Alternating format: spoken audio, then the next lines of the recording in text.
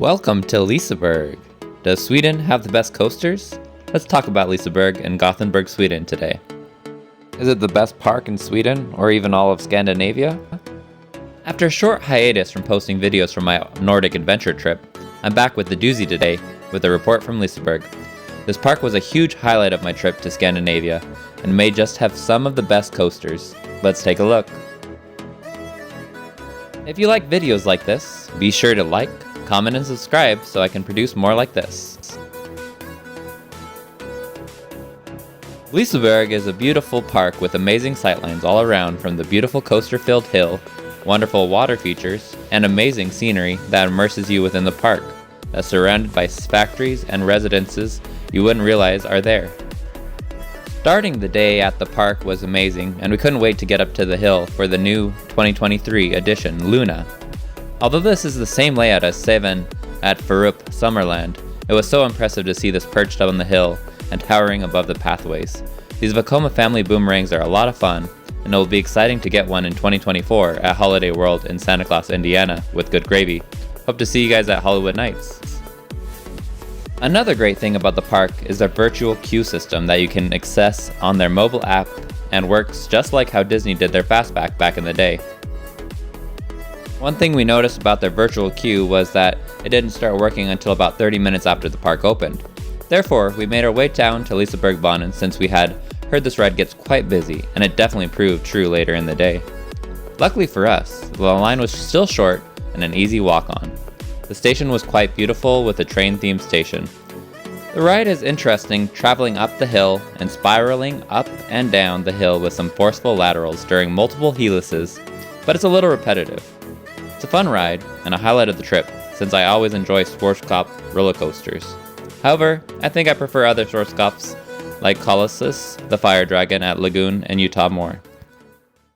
After that, our first reservation on the highly anticipated Helix, a mock multi-launch coaster, was ready, so we headed up the hill once again, but on the other side of the park, where it takes you directly to the area where the ride sits on top of the hill, along with the once observation tower, now drop tower, Atmosphere. Access to the hill on either side is really convenient using escalators, but there is also a walking path on the side closest to Helix if you want the workout.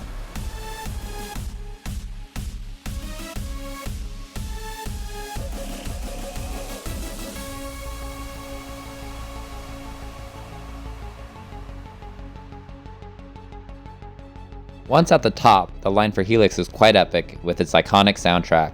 The line is alive with movement with pathways that are almost like the crazy staircase painting. With the virtual queue, the line was a station wait and much faster to get to the station. First and foremost, Helix is a beautiful roller coaster off-ride, traversing most of the hillside and is a big part of the skyline. From the drop out of the station to the huge inverted top hat, both going over the path, this ride is an icon in this park. The on-ride experience also doesn't disappoint. However, I had some big expectations and thought this would be my favorite of the trip since it looked like an amazing terrain coaster. Overall, this coaster is an amazing engineering feat, using the terrain to its benefit, along with impressive supports and foundations to safely support the structure, especially during the top hat, Norwegian loop, and some of the large airtime hills. The ride experience is unbelievable with a long duration and some fun elements like those previously mentioned, but they're all relatively mild, besides the airtime hills that eject you out of your seat, some of the quick turns, and the inline twists at the end of the layout. Nonetheless, this roller coaster is still a top 50 coaster for me, but not as elite as I had imagined. The great thing about this coaster is it is re-rideability. We were able to get an hour of exclusive ride time, or ERT, after the park closed, and it was such a thrill at night, intensifying the speed. Additionally, the lighting on the train made it more exciting on and off ride. With just under 80 people on the trip, we were able to ride non-stop for an hour, and I still felt like I could continue riding despite the thigh pain from all the ejector airtime.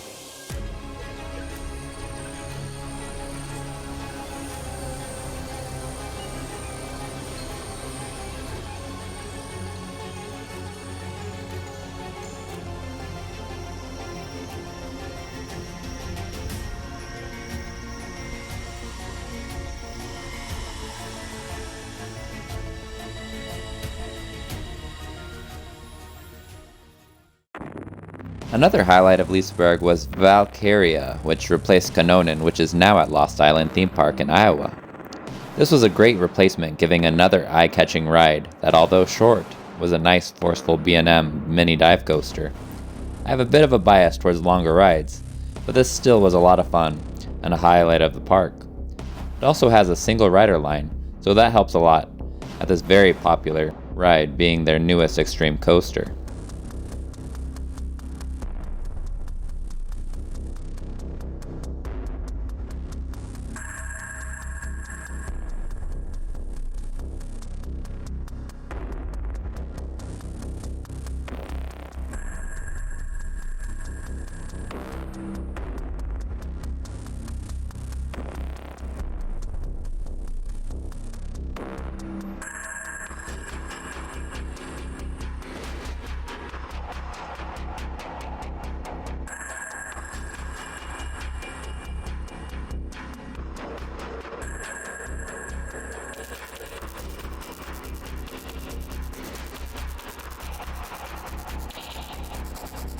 The last major coaster of the park is Balder.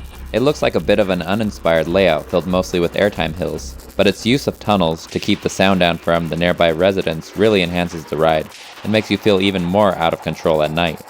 The turnarounds are definitely a bit boring, but giving you a bit of a break from the relentless floater airtime throughout. The ride is extremely re-rideable, and we were able to ride this for a straight hour during our nighttime ERT, switching back between rows until we ended up staying in the second to last row, which was great. One thing interesting to note was the clearance of the support structure. You definitely want to keep your hands down on this one if you have long arms, since I know I touched my fingers to the supports.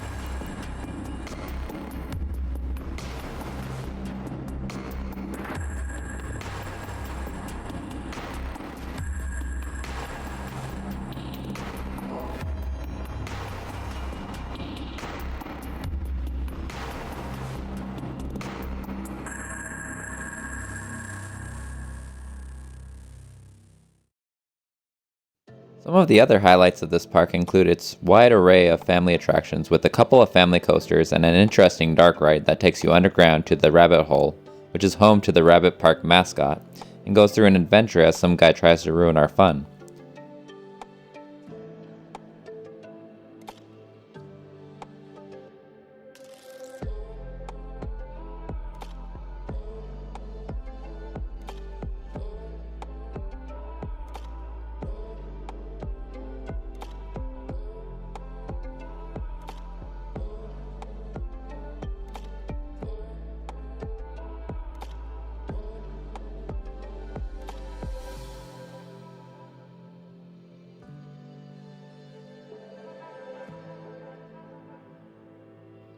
There's also a haunted house walkthrough that is very impressive, and well themed, but a little strange having to hold onto the shoulders of strangers in front of you, as they try to run away sometimes when they're scared.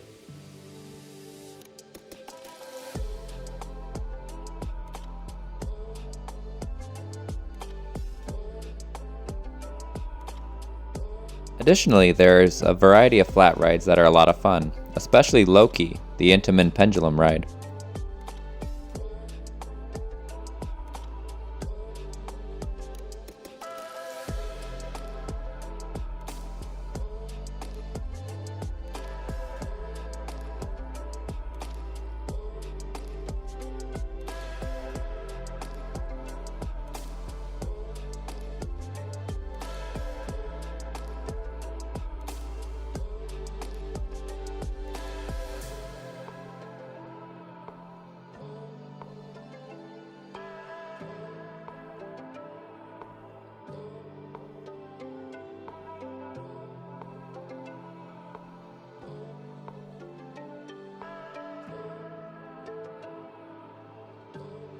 With an awesome log flume being discontinued in 2023, I'm curious if they'll get another roller coaster, possibly a water coaster that uses the hillside where the log flume was. The interaction the log flume has with all the roller coasters up on the hill is really remarkable, and it's going to be sorely missed.